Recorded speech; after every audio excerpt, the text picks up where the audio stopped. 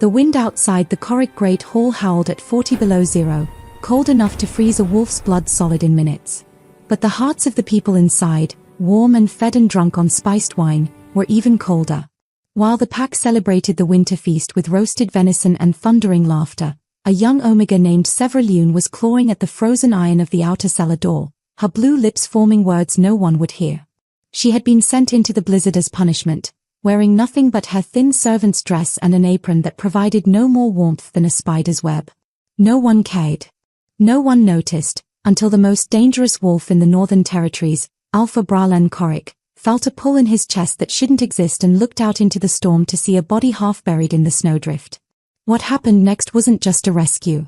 It was a reckoning that would shatter the pack's foundation and rebuild it from blood and ash. Hello friends. Before we journey deeper into Sever's story, I invite you to subscribe and share in the comments where you're listening from. Your presence here matters. Now, let's continue. The torches lining the Great Hall burned hot enough to make the air shimmer. The massive timber beams overhead were strung with evergreen boughs and clusters of winter berries, and the smoke hole in the center of the vaulted ceiling released pillars of gray smoke into the night sky. It was the winter feast, the most sacred night in the Corrick pack calendar, the longest night of the year, when wolves celebrated survival, strength, and the bonds that kept them alive through the killing season. Severalune adjusted the coarse gray fabric of her servant's dress, her fingers trembling as she balanced a wooden tray laden with clay cups of mulled wine. The trembling wasn't from cold, not yet, but from the sharp, acidic fear that had become her constant companion. She had been working in the Corrick household for 2 years, ever since her mother's exile, taking this position to keep herself alive and to earn enough to one day find where her mother had been banished. She had learned quickly: be invisible, be silent, be a shadow. But when you worked under the watchful eye of Beta Callista Vaughan, invisibility was a privilege you could never fully claim. Callista Vaughan was a woman forged from ambition and old bloodlines. She was beautiful the way a blade is beautiful, sleek, cold, and capable of cutting deep if you held her wrong. Her auburn hair was braided with silver thread, and she wore a gown of deep crimson wool lined with white fox fur that marked her status as the Alpha's intended mate. Everyone in the pack assumed Bralen would claim her before the year's end. Everyone except Bralen himself, who had never made the bond official. But Callista had decided Sever was a threat, not because Sever had done anything wrong, but because 3 weeks ago, Alpha Bralen had looked at her. Just once. Just a glance across the hall when Sever had served him breakfast, and he had said, "Thank you." 2 words. That was all. But it had been enough to paint a target on Sever's back. "You there, girl?" Sever froze mid-step, the wine sloshing dangerously close to the rim of the cups. She turned slowly to see Callista standing near the heavy oak doors that led to the outer corridors. Callista's crimson gown seemed to glow in the firelight, but her pale green eyes were frigid. "Yes, Beta Vaughan," Sever whispered, lowering her gaze immediately. "The Alpha has requested the ceremonial winter wine," Callista said, her voice loud enough to carry to the nearby beaters and warriors, but quiet enough to avoid the Alpha's attention where he sat at the high table in deep conversation with his gamma. "The bottles stored in the outer cellar. Fetch them now." Sever's stomach dropped. The outer cellar. She knew what that meant. The outer cellar wasn't part of the main hall. It was a separate stone structure 50 paces from the Great Hall, accessible only by crossing the exposed courtyard.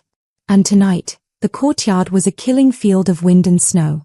"Beta Vaughan," Sever began carefully, her voice barely audible over the noise of the feast. "The storm is, perhaps I could ask one of the male Omegas to accompany me, or—" Callista's hand lashed out. She didn't strike Sever. Instead, she knocked the tray upward. The clay cups flew into the air, mulled wine arcing through the firelight like blood. The cups shattered against the stone floor, and red liquid splattered across Sever's apron and the hem of Callista's pristine gown. The crash cut through the noise. Conversations faltered. Heads turned. "Look what you've done," Callista shrieked, stepping back and staring down at her stained gown in manufactured horror. "You clumsy, stupid creature. You've ruined my dress." Olenna, the head housekeeper, a grey-haired Omega who had long ago sold her dignity to stay in Callista's favor, rushed over, her face twisted in disapproval. "Severa, what is wrong with you?" She knocked the tray. Sever gasped, her throat tightening. "I didn't." "Liar," Callista hissed, leaning in close enough that only Sever could hear her next words. You are going to go to that cellar, and you are going to bring back those bottles. If you don't, I will tell the Alpha you tried to poison his wine. And you know what happens to traitors in this pack, don't you? They don't just exile you. They hunt you for sport. The threat hung in the frozen air between them. Sever's pulse hammered in her ears. She knew the stories. She knew about the hunts, the blood trails, the wolves who were given a head start and then run down like prey. She looked at Olenna for help, but the older woman's face was stone. Go on, then, Olenna said coldly. And don't come back until you have those bottles. Olenna moved to the corridor door and pulled it open. The sound of the wind was immediate, a howling, living thing that seemed to scream warnings. Beyond the torchlight, there was only swirling white darkness. Go, Callista commanded. Sever's legs moved before her mind could catch up. She stepped into the corridor. The door to the outer courtyard was just ahead, iron-banded oak, ice already forming along its edges. She pushed it open. The cold was a predator. It lunged at her, sinking teeth of frost into her exposed skin, ripping the breath from her lungs. She wasn't wearing a cloak. She wasn't wearing boots, just thin leather slippers and her threadbare grey dress. The wind slammed into her like a physical blow, nearly knocking her off her feet. Before she could turn back, before she could beg for even a cloak, the door slammed shut behind her. Click. The bolt slid home. Severus spun, pounding on the wood with numb fists. Please, she screamed. Just a cloak. Please. Inside, through the frost-covered window set into the door, she saw Callista turn her back. Saw Olenna pull a fur drape across the window, blocking out the sight of the courtyard. Blocking out Severa. She was alone in the white oat. Severa wrapped her arms around herself, but it was like trying to hold water in a sieve. The cold poured through her thin dress, through her skin, straight into her bones. Her teeth began to chatter so violently she bit her tongue. The taste of copper filled her mouth. Okay, she whispered to herself, her voice snatched away by the wind before it could even reach her own ears. Okay. The cellar. Just get to the cellar. The outer cellar was a stone structure built into the hillside, perhaps 50 paces from where she stood. On a clear day, it was a simple walk. Tonight, it might as well have been 50 miles. The snow was already knee-deep in the courtyard, and the wind drove fresh powder into her face like tiny knives. She couldn't see more than 3 feet ahead. She took a step. Then another. The cold was in her lungs now, burning with each breath. Her slippers were already soaked through, her feet going numb. She kept her arms outstretched, feeling her way forward like a blind woman, praying she was moving in the right direction. 5 steps. 10. 15. She collided with stone, the cellar wall. Relief flooded through her, brief and desperate. She felt along the wall until her fingers found the iron ring of the door handle. She pulled. Locked. No, that wasn't right. The cellar was never locked. It was storage, accessible to any pack member who needed supplies. She pulled again, harder, her frozen hands slipping on the metal. The door didn't budge. Understanding crashed over her like a wave of ice water. There was no ceremonial wine. There had never been any wine. This wasn't a task. This was an execution. Severa's breath came in short, panicked gasps that burned her lungs. She pounded on the cellar door with fists that had no feeling left in them. Help, she screamed. Someone help me. But the great hall was 50 paces away, its thick walls built to keep out the cold and the wind. No one could hear her. And even if they could, would they come? She was an Omega. The lowest rank. The daughter of an exile. Who would risk Beta Callista's wrath for her? The answer settled in her chest like a stone. No one. She slumped against the cellar door, her mind racing through impossible options. She could try to make it back to the main hall, but the courtyard door was bolted from the inside. She could try to find another entrance, but the estate was massive, and in this storm, she would get lost in seconds. She could try to shift into her wolf form. Her wolf would have fur, would have better survival instincts. She reached for her wolf, that primal presence that lived inside every shifter. Nothing. She reached deeper, clawing at the place where her wolf should be. Nothing. Horror flooded through her. Her wolf was there, she could feel it, distant and weak, like an echo, but it wouldn't come forward. Couldn't come forward. And then she remembered. The food. 4 months now, her meals had tasted strange. Bitter. She had thought it was just poor seasoning, the scraps given to the lowest servants. But it wasn't seasoning. They had been drugging her. Wolfsbane. Not enough to kill, but enough to suppress the shift. Enough to keep an Omega weak and human and vulnerable. Severa wanted to scream. Wanted to rage. But she had no breath left for anger. The cold was a living thing now, wrapping around her like a shroud. She couldn't feel her feet anymore. Couldn't feel her hands. Her thoughts were becoming sluggish, moving through her mind like honey poured in winter. She had to move. Had to keep moving. That was what you did in cold like this. You moved, you kept your blood flowing, you fought. But fighting required energy she didn't have. She pushed away from the cellar door and stumbled forward into the storm. There had to be another way. A woodshed. A storage building. Somewhere with walls and a roof, somewhere she could wait out the storm. 1 step. 2. 5. Her foot caught on something buried in the snow, a stone, a root, and she fell. The impact drove what little breath she had from her lungs. She tried to push herself up, but her arms wouldn't support her weight. She collapsed face first into the snow. The cold against her face was shocking. She turned her head to the side, gasping, and saw lights in the distance. The great hall. Its windows glowed gold and warm, and through the frosted glass she could see shadows moving. Dancing. Celebrating. She tried to scream again, but her voice was gone. She tried to crawl, but her body wouldn't obey. Her fingers scraped uselessly at the snow. A memory rose, unbidden, her mother's face the last time Severa had seen her. Ilara Lune had been dragged before the Pack Council, accused of theft. It had been a lie. Everyone knew it was a lie. She had refused the advances of Beta Torvin, one of Callista's allies, and this was her punishment. Exile into the wild lands, where rogues and worse things hunted. "I'll find you," Severa had promised, sobbing as the guards pulled her back. "I'll earn enough, I'll search every territory, I'll find you." Her mother had smiled through her tears. "Then survive, little moon. Promise me you'll survive." Severa had promised. But she had broken that promise the moment she walked into this storm. The cold was doing something strange now. It didn't hurt anymore. The biting pain in her extremities had faded, replaced by a warm, heavy sensation. Like being wrapped in furs. Like sinking into a hot bath. It was almost pleasant. Some distant, rational part of her mind whispered that this was wrong. That this warmth was death wearing a comfortable mask. But that part was so far away now, so quiet. She stopped trying to move. The snow was soft beneath her cheek. She let her eyes close. She didn't see the great hall doors open. Didn't see the massive silhouette that emerged, wolf gold eyes scanning the courtyard. Didn't hear the roar that shook snow from the eaves. She didn't know that Alpha Bralen Korik had felt his mate's dying heartbeat like a knife to his chest. She only knew the darkness, and the cold, and the terrible, seductive warmth that promised she could finally rest. Bralen Korik had survived assassination attempts, territory wars, and challenges from alphas twice his age. He had learned to trust his instincts above all else. They had kept him alive when strategy and strength had failed. So when his wolf suddenly surged forward in the middle of the winter feast, snarling and clawing at his control with a desperation he had never felt before, he didn't question it.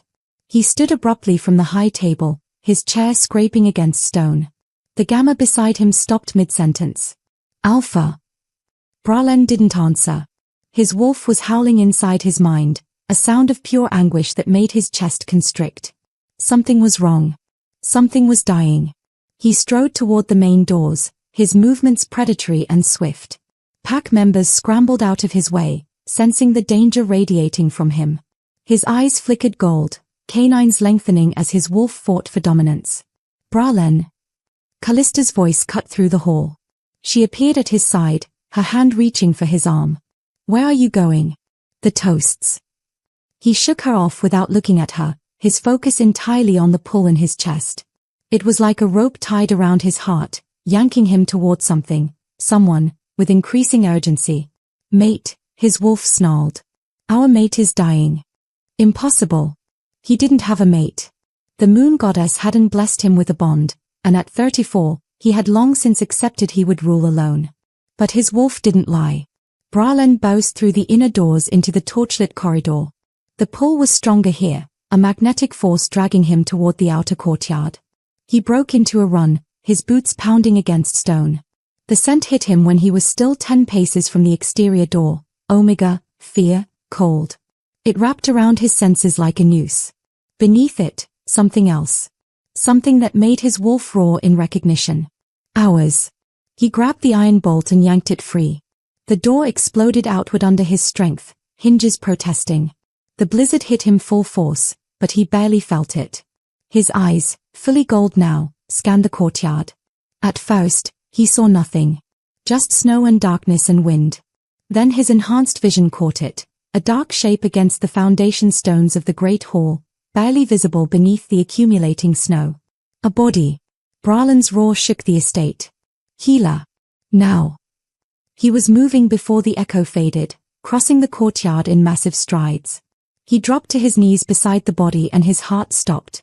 It was the Omega Maid. The one who served breakfast. The one he had thanked 3 weeks ago, whose quiet competence he had noticed, whose scent had made his wolf restless in a way he hadn't understood. Until now. Her lips were blue-gray, nearly purple. Her skin had the waxy pallor of death. Her dark hair was frozen in wet strands across her face, crusted with ice and snow. She wore nothing but a thin servant's dress, now soaked through and frozen stiff. Her hands were curled against her chest like claws, the fingers blackened with frostbite. She wasn't breathing. No. The word came out as a growl.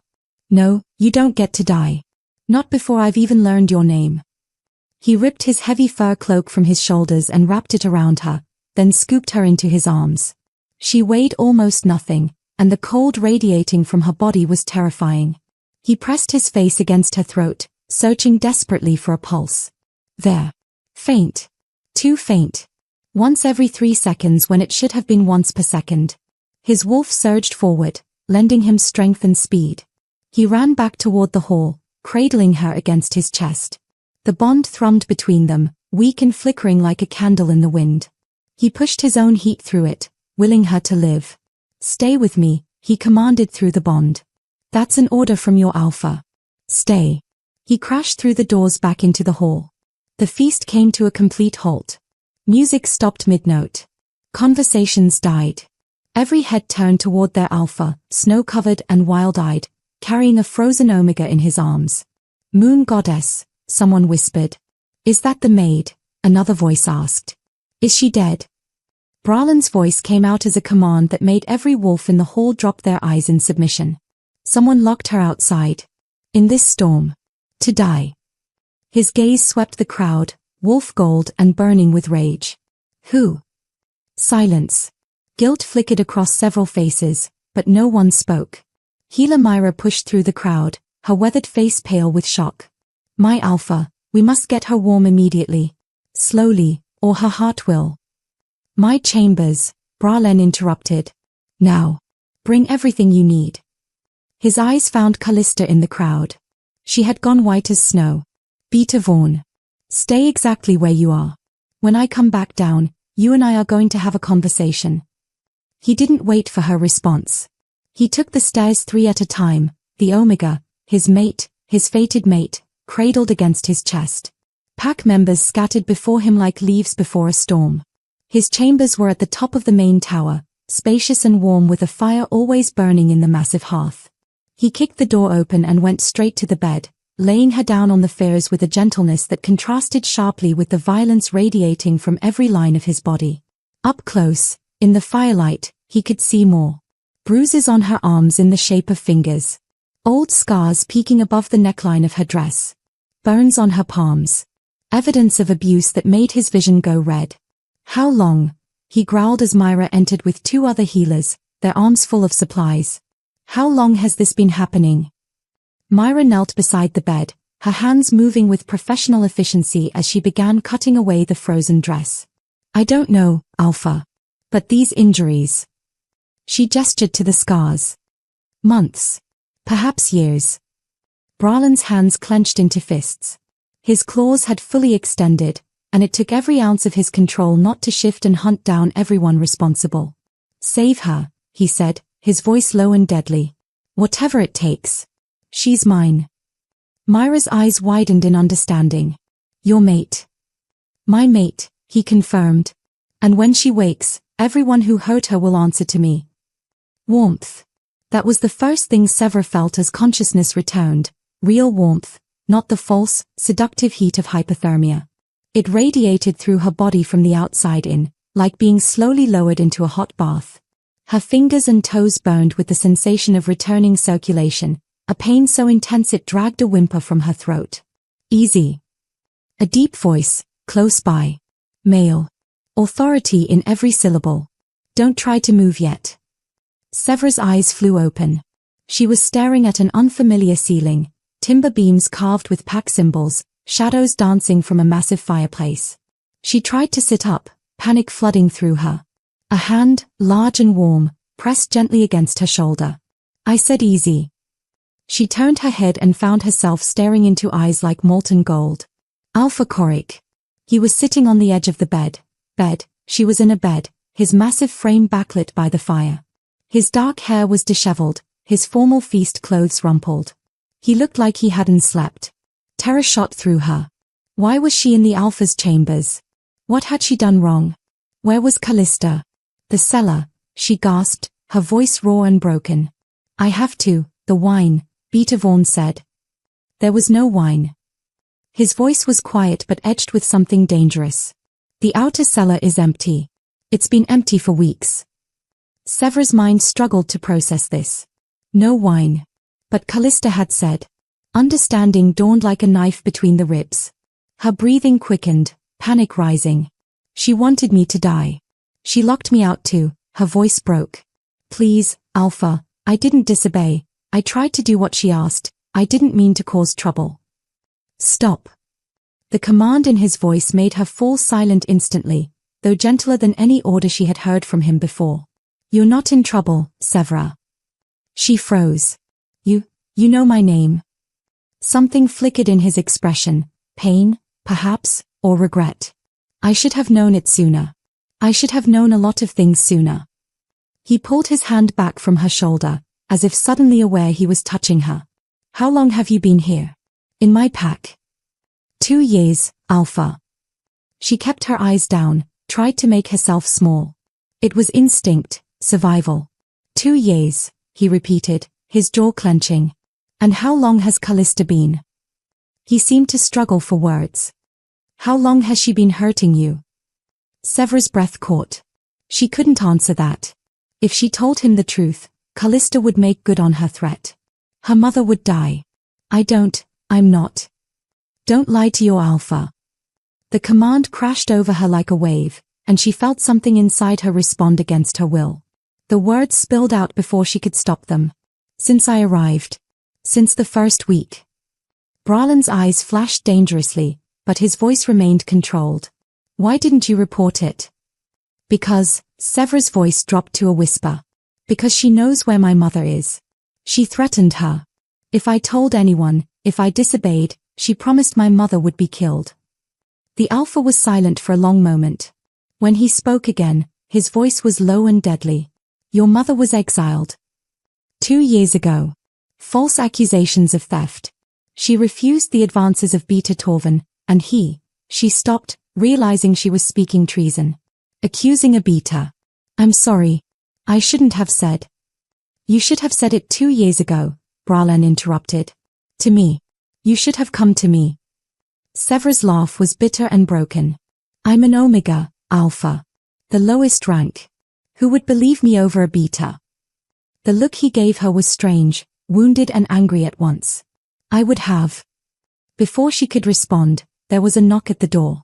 Alpha? It's Myra. I need to examine her. Bralen stood, and Sever felt the loss of his warmth immediately. Come in. Healer Myra entered, her grey hair pulled back, her expression professional but kind. She carried a leather satchel of supplies. Her eyes went to Severa, and some of the tension in her face eased. You're awake. Thank the moon goddess. How bad? Bralen asked, his arms crossed over his chest. She'll live, Myra said, setting down her satchel. But it was close. Another 5 minutes and we would have lost her. She approached the bed carefully, as if Sever might bolt. I need to examine your hands and feet, child. Check for permanent damage from the frostbite. Severa nodded mutely and held out her hands. They were wrapped in soft bandages, and when Myra carefully unwound them, Severa saw her fingers were an angry red with patches of white and purple. They hurt, a deep, bone-level ache, but she could move them. You were fortunate, Myra said quietly. You'll keep all your fingers, though it will take time to heal. She moved to Severa's feet, performing the same examination. Same here. Painful, but no permanent loss. Then Myra's expression shifted. She looked at Bralen, hesitant. Alpha, there are other injuries I need to document. Older ones. Bralen's jaw clenched. Show me. She needs privacy. Show me, he repeated, his voice leaving no room for argument. She's under my protection now. I need to know everything. Myra looked at Severa, asking silent permission.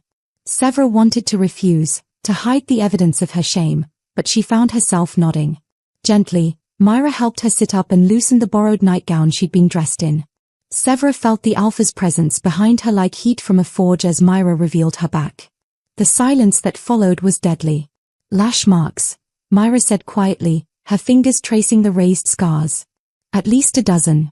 Some as recent as a few months ago. She moved to Severa's arms.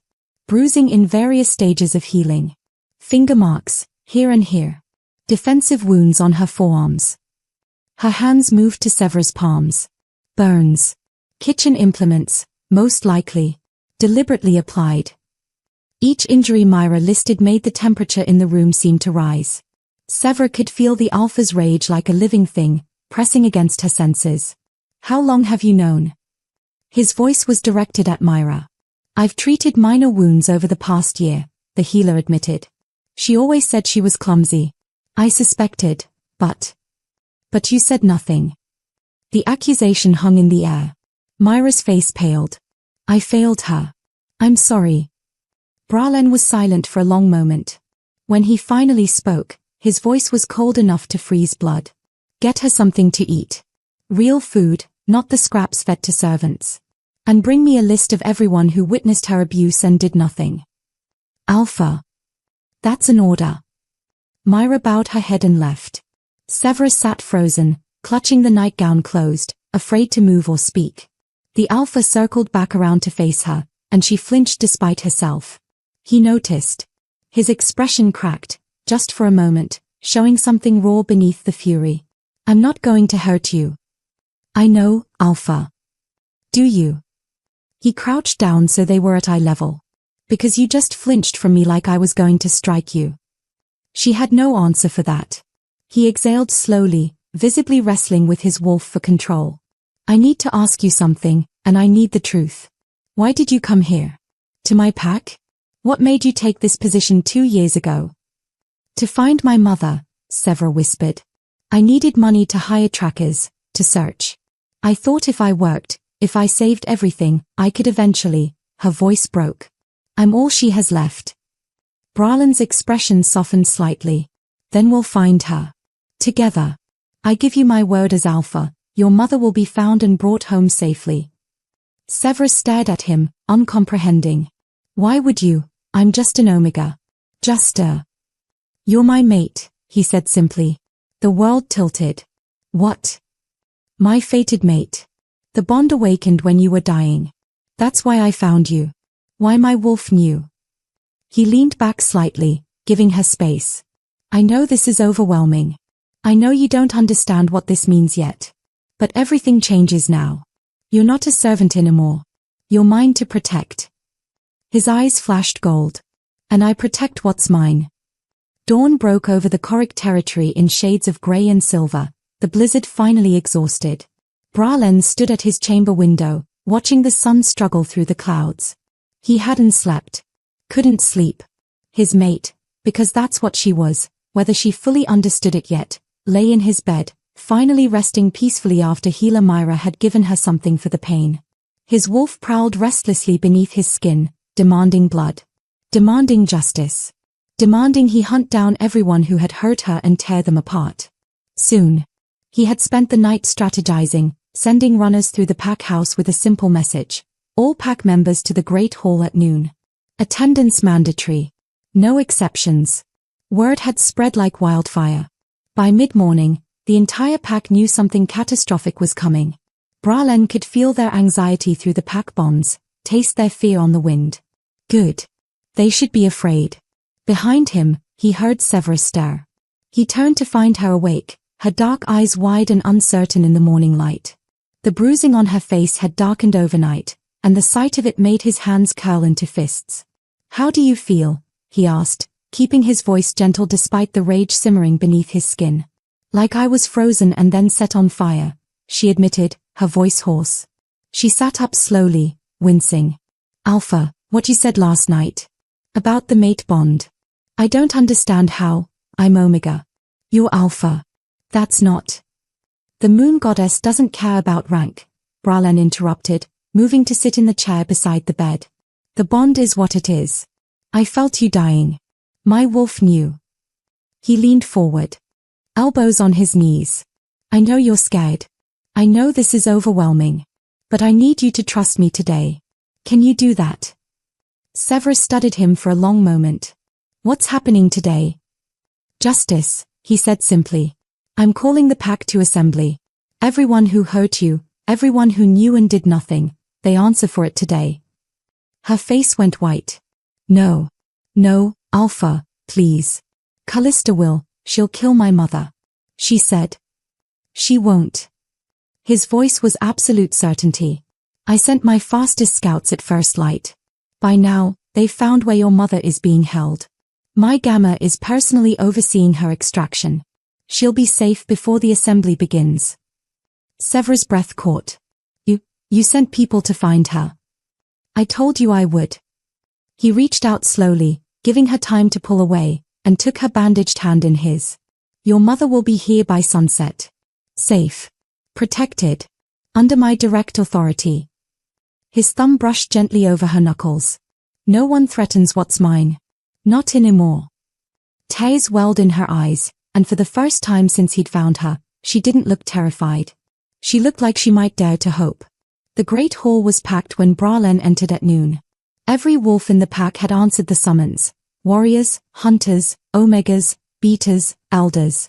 They stood in tense clusters, whispering among themselves, all conversation dying when their alpha appeared. Bralen had left Severus in his chambers with two of his most trusted guards. She had wanted to attend, but he had refused. She wasn't ready to face this, and he wouldn't force her into the arena of pack politics while she was still healing.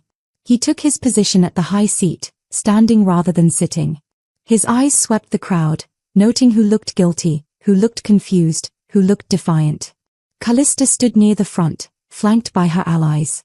She had dressed carefully, a gown of ice blue that emphasized her status, her hair elaborately braided. She looked composed, confident. She thought she could talk her way out of this. She was wrong. "Last night," Bralen began, his voice carrying easily through the silent hall. "During our winter feast celebration, one of our pack members nearly died." He let the words hang in the air. "Not in honorable combat. Not defending our territory. Not in a hunt gone wrong." His voice dropped, became lethal. She was locked outside in a blizzard. Left to freeze to death. Deliberately. Murmurs rippled through the crowd. Shock, confusion, and from some corners, guilt. "Some of you knew," Bralen continued, his eyes finding those guilty faces. "Some of you helped. Some of you saw what was happening and pretended not to notice." His wolf pressed against his control, making his eyes flash gold. "All of you failed her. And all of you will answer for it." "My alpha," Callista stepped forward, her voice smooth and reasonable. "If this is about the Omega servant, surely there's been a misunderstanding. These things happen in large households. Servants quarrel, accidents occur." "Her name," Bralen interrupted, his voice cracking like a whip, "is Severa Lune. Use it."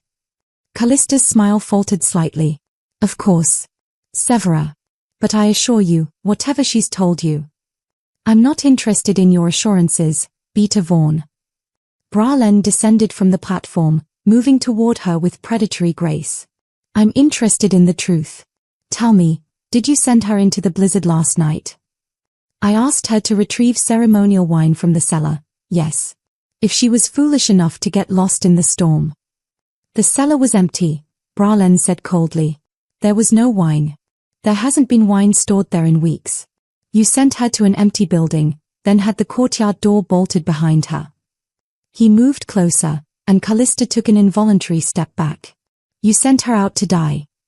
That's absurd. Callista's composure cracked. Why would I care about a servant?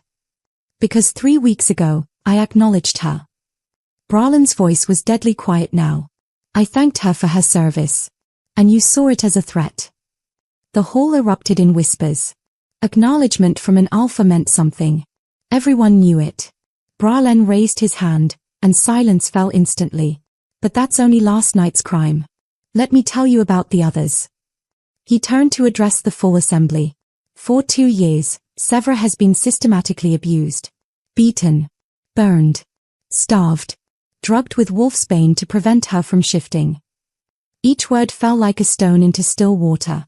And all of you saw. All of you knew. You can't prove, Callista began. Bring in the witnesses, Bralen ordered. The side doors opened. 3 pack members entered, escorted by guards. A young kitchen omega named Petra, her face pale but determined. A male servant named Corvin, barely old enough to have earned his rank. And an older warrior, Fenric, who looked ashamed. Tell them, Bralen commanded. Petra spoke first, her voice shaking but clear. I saw head housekeeper Olena put wolfsbane in Severa's meals. Every day for months. When I asked why, she said it was Beta Callista's orders. To keep the Omega weak and compliant. Gasps echoed through the hall. Drugging a pack member to prevent shifting was a serious crime. Corvin stepped forward next. I was on guard duty last night. Beta Torvin told me to ignore any sounds from the courtyard. Said if anyone asked, I was to say I heard nothing, saw nothing. His voice strengthened. He said it was pack business and to keep my mouth shut. But I saw her, through the window. Saw her pounding on the door. I did nothing. I'm sorry. The warrior Fenric's testimony was the most damning. 3 months ago, I saw Beta Callista strike Severa with a fire iron. Left burns on her palms. Severa begged her to stop, said she hadn't meant to serve the tea too hot. Callista laughed and said clumsy Omegas needed to learn. He looked at Bralen, shame written across his face. I said nothing. I thought it wasn't my place to question a Beta. The hall had gone deadly silent. Bralen turned back to Callista. You wanted to know why I would care about a servant. His voice was soft, dangerous. Because she's not a servant. She's my fated mate. The hall exploded. Shock, disbelief, excitement, fear. Emotions crashed through the pack bonds like a tidal wave. Callista's face drained of all color. She stumbled backward, shaking her head. No. No, she's lying. She seduced you, she used some kind of Omega magic. Enough. The alpha command in his voice forced every wolf in the hall into submission. Even the beaters dropped their eyes, unable to hold his gaze. Callista Vaughn, you are hereby stripped of your rank. You are no longer beta of this pack. You are Omega, lowest of the low, until I decide otherwise. Callista's face twisted with rage and horror. You can't, my family. Your family, Bralen interrupted coldly, can challenge my decision if they wish. I welcome it. He turned to the guards. Take her to the holding cells. Olena and Torvin as well. As Callista was dragged away, screaming threats and curses, Bralen addressed the rest of the pack. Anyone else who participated in Severa's abuse has 1 hour to confess. After that, I will find out anyway, and the punishment will be exile. No second chances. No mercy. He let that sink in, then added, and understand this, Severa Lune is under my protection now. She is your future Luna. Anyone who harms her, threatens her, or even speaks against her will answer directly to me. His eyes blazed gold. Is that understood? A chorus of yes, alpha filled the hall. But Bralen knew this wasn't over. Callista's family was powerful, with allies in 3 neighboring packs. They wouldn't let this stand. War was coming. Let it come. 3 days after the public judgment, the Korik pack house felt like a territory preparing for war. 14 pack members had confessed to either direct abuse or complicity. All had been exiled, sent into the wilderness with only the clothes on their backs. The pack was divided, half supporting their alpha's decision, half muttering about tradition and the disruption of hierarchy. Severa felt the division like a physical weight. She had remained in Bralen's chambers for those 3 days, healing under healer Myra's care and trying to understand what it meant to be someone's mate. The bond between her and Bralen was undeniable now. She could feel him even when he wasn't in the room, a warm presence at the edge of her consciousness. When he was near, her wolf stirred more strongly than it had in years, reaching for him instinctively. But she still felt broken. Still felt like the invisible Omega who scrubbed floors and kept her head down. "You're not broken," Bralen had told her that morning, as if he could read her thoughts. Perhaps he could, through the bond. "You're healing. There's a difference." Now, as sunset approached, Severa stood at the window of his chambers, watching the road that led from the south. Bralen had said her mother would arrive today. She wanted to believe him, but hope felt dangerous after so many years of disappointment. The door opened behind her. She turned to find Bralen entering, but his expression made her stomach drop. Something was wrong. "What happened?" she asked immediately. He was silent for a moment, jaw clenched. Then he moved to his desk and picked up a sealed letter. "This arrived an hour ago. Official messenger from the Vaughn pack." Severa's blood turned to ice. "What do they want?" "Read it." He held out the letter. With trembling hands, she broke the seal and unfolded the parchment. The message was written in formal pack script, but the words were clear enough. To Alpha Bralen Corrick of the Corrick Pack. "We, the Vaughn Pack and our allied territories of Blackwater, Stone Ridge, and Winterhold, demand the following. 1. Immediate reinstatement of Callista Vaughn to her former rank of Beta, with full honors and public apology. 2. Punishment of the Omega Severa Lune for false accusations and manipulation of the Alpha through unnatural means. 3. Dissolution of the claimed mate bond, which we believe to be fabricated. Failure to comply within 7 days will result in military action against Corrick territory. We will target your trade routes, your hunting grounds, and your resources until compliance is achieved. Furthermore, we hold leverage to ensure cooperation. See attached proof." Severa's hands shook so badly she nearly dropped the letter. Attached was a smaller piece of parchment with a photograph, her mother, Elara, sitting in what looked like a stone cell.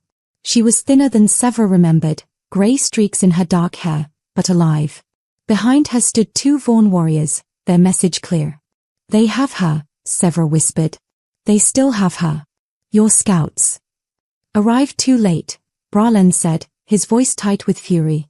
"The Vaughn pack moved her 2 days ago, as soon as they heard about the assembly.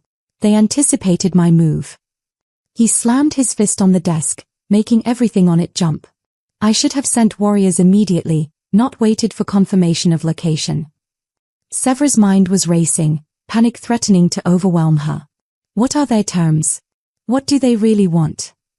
"You." His answer was blunt.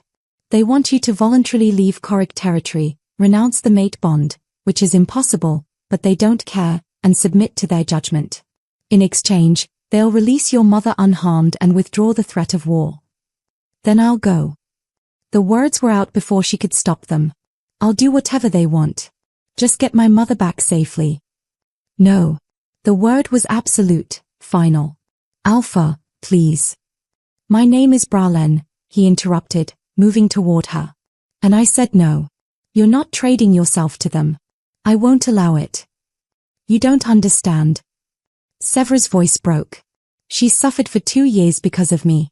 Because I couldn't protect her, couldn't find her, couldn't." Tears spilled down her cheeks. "She's all I have. She's the only person who's ever." She couldn't finish. Bralen pulled her into his arms, and for the first time, she didn't flinch. She buried her face against his chest and let herself break, let herself feel the weight of 2 years of fear and pain and desperate, hopeless hope. "I know," he said quietly, his hand moving in soothing circles on her back. "I know she's everything to you. But you're wrong about one thing." "What?" "She's not the only person who cares about you anymore." His arms tightened around her. "You have me. You have this pack, whether they realize it yet or not. And I will not let you walk into captivity." Then what do we do? She pulled back enough to look up at him. They'll go to war. People will die. Your people. Because of me. Not because of you, Bralen corrected firmly. Because Callista and her family are cruel, vindictive, and power-hungry. Because they've been abusing pack members and covering it up for years. This was coming regardless. His jaw clenched. I've been too lenient with them. Too focused on maintaining alliances and avoiding conflict. That ends now. You're going to fight them. I'm going to destroy them, he said simply. But not with claws and teeth. Not yet. He guided her to sit in one of the chairs by the fireplace and took the one across from her. I've spent the last 3 days gathering intelligence on the Vaughn pack and their allies. They are not as unified as they want us to believe. Severa wiped her tears, trying to focus. What do you mean?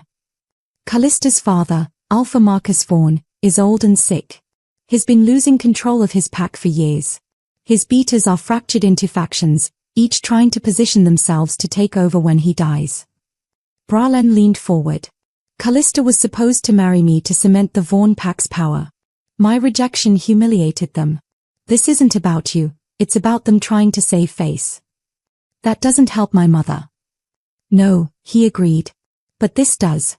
One of my scouts managed to confirm your mother's location before the Vaughn pack moved her. She's being held in a compound on the eastern border, heavily guarded. 20 warriors. That's too many. Even for you. A dangerous smile crossed his face. Who said I'd be alone? He stood and moved to his desk, pulling out a map. I've called in favors. The Clearwater pack to our north owes me for helping them through last winter's famine. The Red Moon pack to the west has no love for the Vaughns. They've been stealing Red Moon hunting grounds for years. He marked positions on the map. And I have something else the Vaughns don't. What? Proof of their crimes. Real, documented proof. His eyes met hers. When Callista was abusing you, she wasn't subtle about it. Other pack members saw. And some of them kept records. Hoping to use the information for leverage someday. He pulled out a folder. Testimonies. Documented incidents of abuse not just toward you, but toward other Omegas in their own pack. Evidence of resource theft from allied territories. Proof that Beta Torvin has been embezzling from pack funds. Severus stared at the folder. Where did you get all this?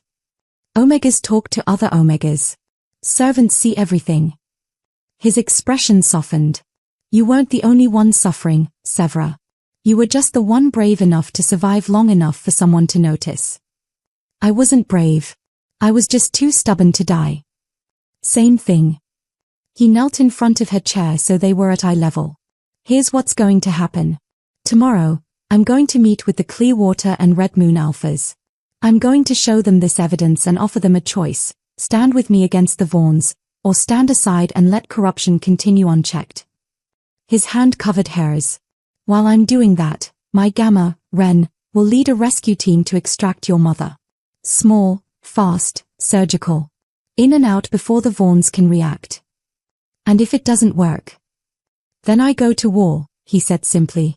And I win. Because I'm not fighting for pride or territory. I'm fighting for you. For your mother. For every Omega who's been abused and silenced. His eyes blazed gold. And there's no force in this world more dangerous than an alpha protecting his mate.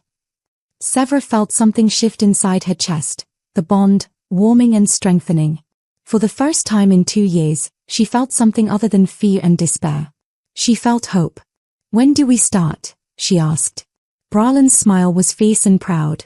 We already have. The war room in the Korik pack house had never been so crowded.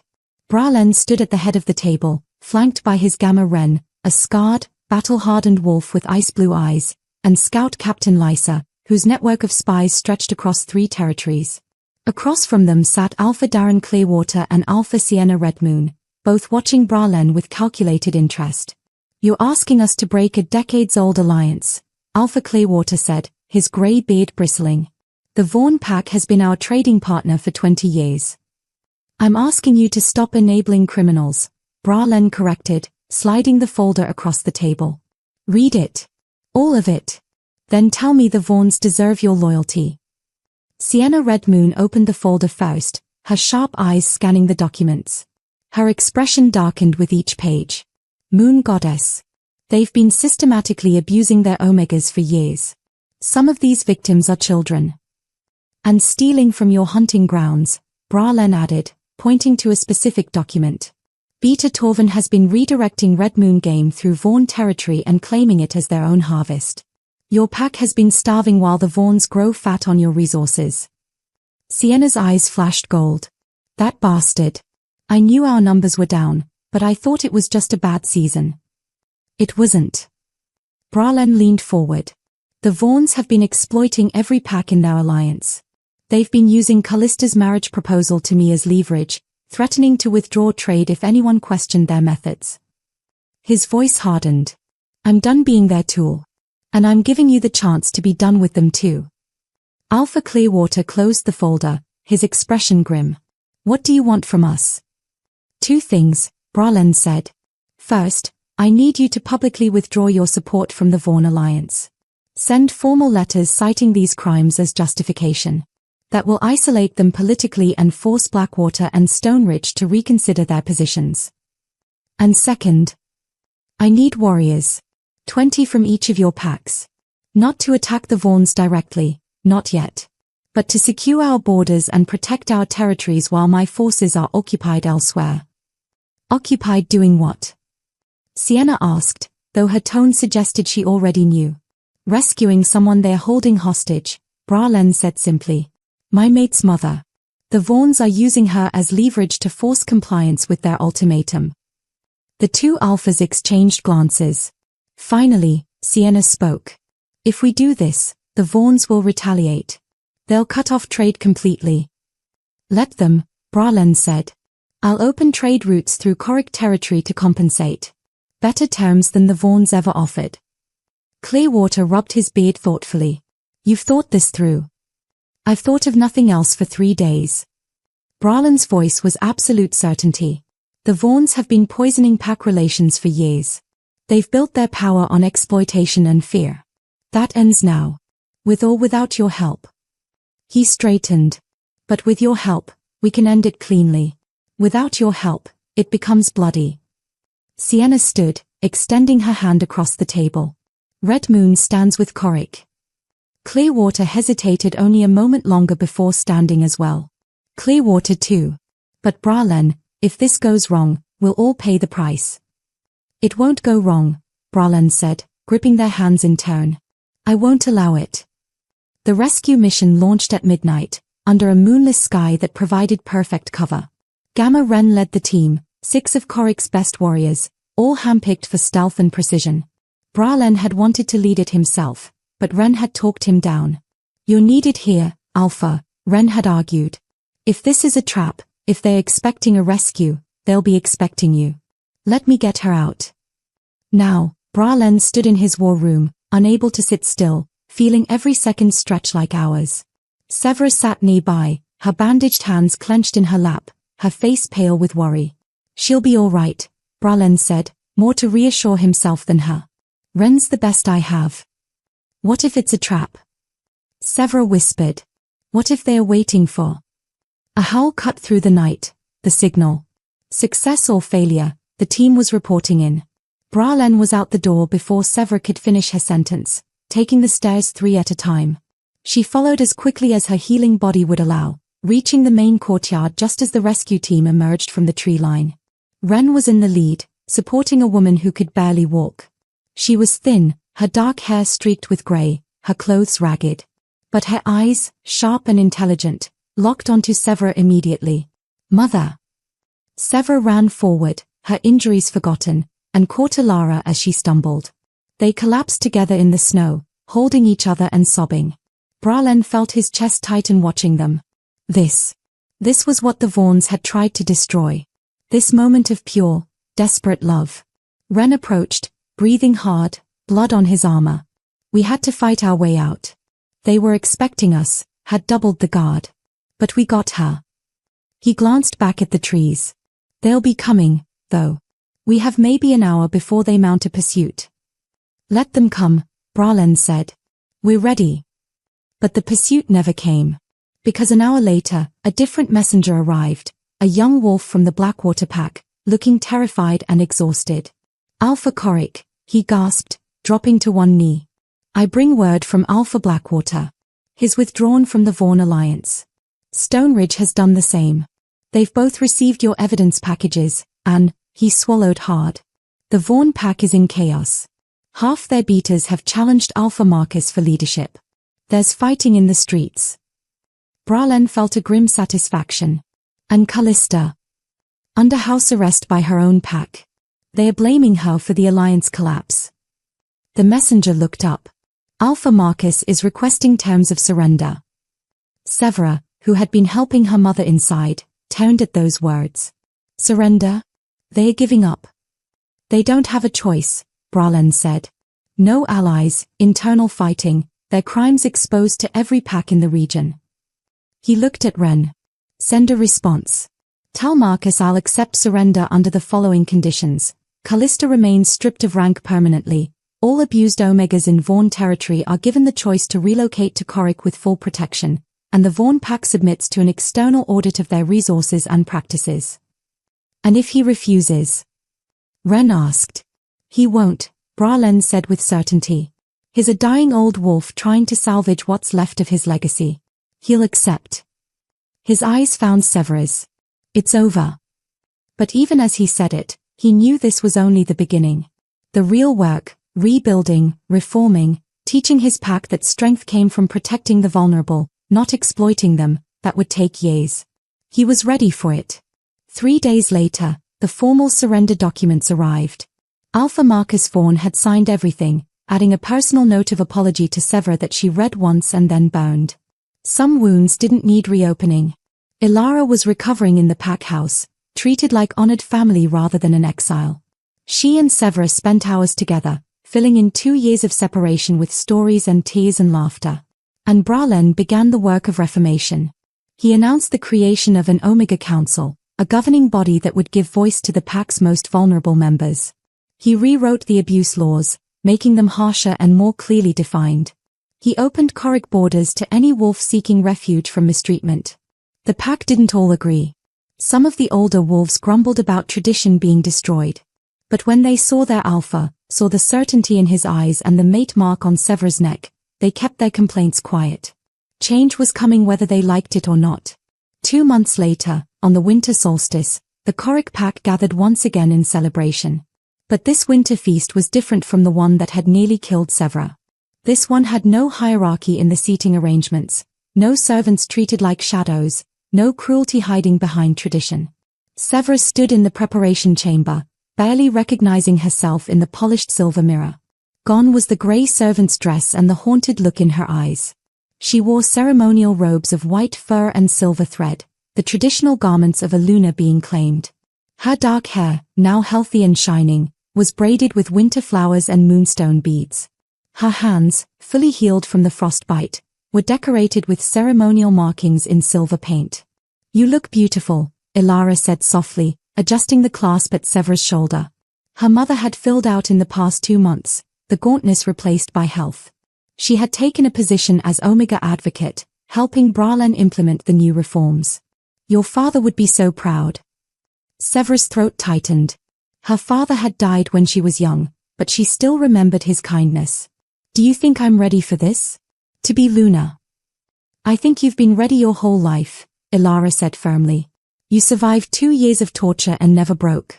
You protected me even when it cost you everything. That's Luna's strength. She cupped Severa's face. And you have an alpha who would burn the world for you. That helps too. A knock at the door. Healer Myra entered, smiling. It's time.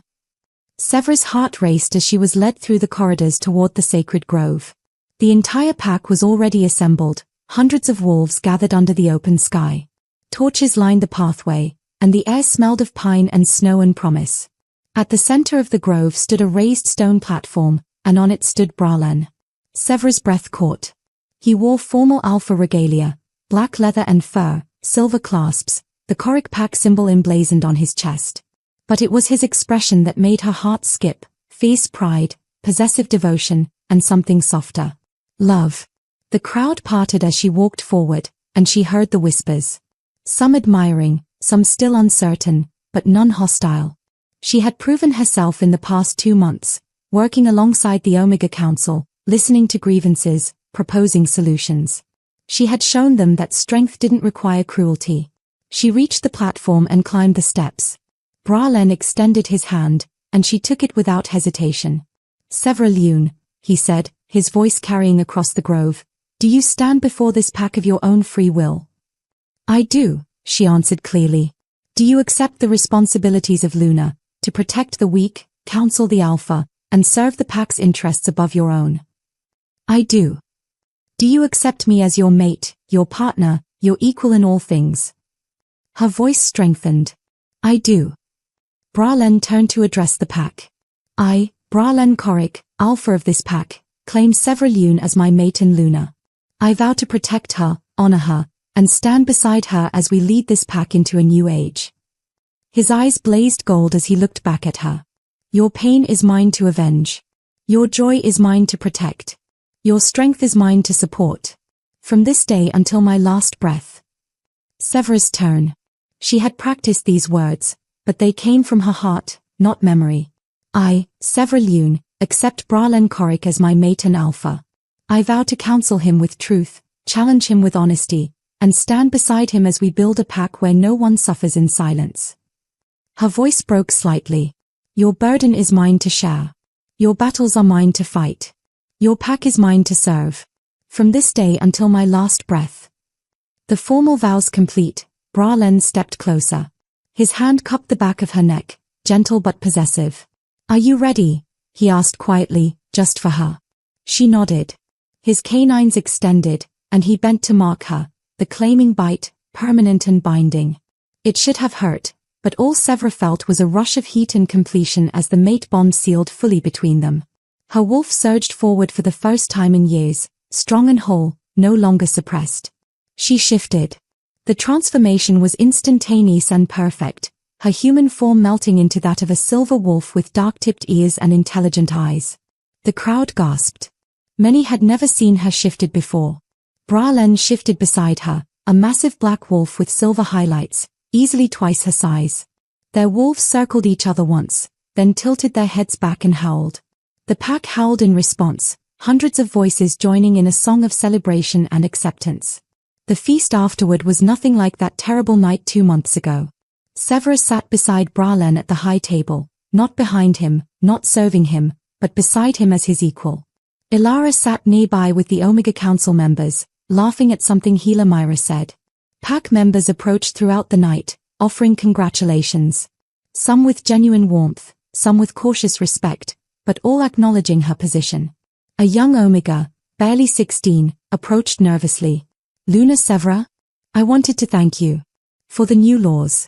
My brother was being mistreated by his beta, and because of your counsel, he was able to report it safely. The beta was punished, and my brother is safe now. Severa felt tears prick her eyes. That's what the council is for. No one should suffer alone. The girl smiled and hurried back to her family. Bralen's hand covered Severa's. You're changing everything, he said quietly. We're changing everything, she corrected. Later, when the feast had wound down and most of the pack had retired, Bralen led Severa to the same terrace where he had found her dying. Fresh snow covered the stones, but torches now lined the space, making it warm and welcoming instead of deadly. Why here? Severa asked, though she thought she knew. Because this is where everything changed, Bralen said, pulling her close. This is where I almost lost you. Where my wolf recognized you. Where I realized I had been failing my pack by allowing cruelty to hide behind tradition. He gestured to the transformed space. I wanted you to see it different. Wanted you to have a new memory of this place. Severa looked out at the snow-covered territory, at the pack house glowing with warmth, at the wolves still celebrating below. 2 months ago, I stood here dying and couldn't imagine surviving. Now I stand here and can't imagine anything else. You didn't just survive, Bralen said, his arms tightening around her. You transformed everything. Transformed me. She turned in his arms to face him. What happens now? Now. His smile was fierce and tender at once. Now we build something better. A pack where strength means protection, not domination. Where omegas have voice and power. Where no one ever freezes in the snow again. And if other packs don't follow our example, then we become the example that haunts them until they do. His eyes blazed gold in the torchlight. We prove that a pack built on justice is stronger than one built on fear. Severa reached up and kissed him, pouring everything she felt into it. Gratitude, love, hope, determination. When they finally pulled apart, snow was falling gently around them, beautiful instead of deadly. The winter that nearly killed me, Severa said softly, became the winter that freed me. And the alpha who found you freezing in the snow, Bralan added, became the alpha who learned that true strength is measured by who you protect, not who you dominate. They stood together on that terrace, Alpha and Luna, mates and equals, looking out at their transformed pack and the future they would build together. The past couldn't be changed. The scars would always remain. But they could choose what came next. And they chose justice. They chose compassion. They chose each other. The winter moon rose full and bright above them, blessing their union and the new age they would usher in. Together. The end. If you enjoyed Severa and Bralan's story of survival, justice, and transformative love, please subscribe to hear more tales of strength rising from suffering. Share in the comments which moment resonated with you most, the rescue, the confrontation, or the claiming ceremony. Your engagement helps these stories reach others who need to hear them. Until next time, may you always find warmth in the coldest winters, and may you always have someone willing to fight for you when you can no longer fight for yourself.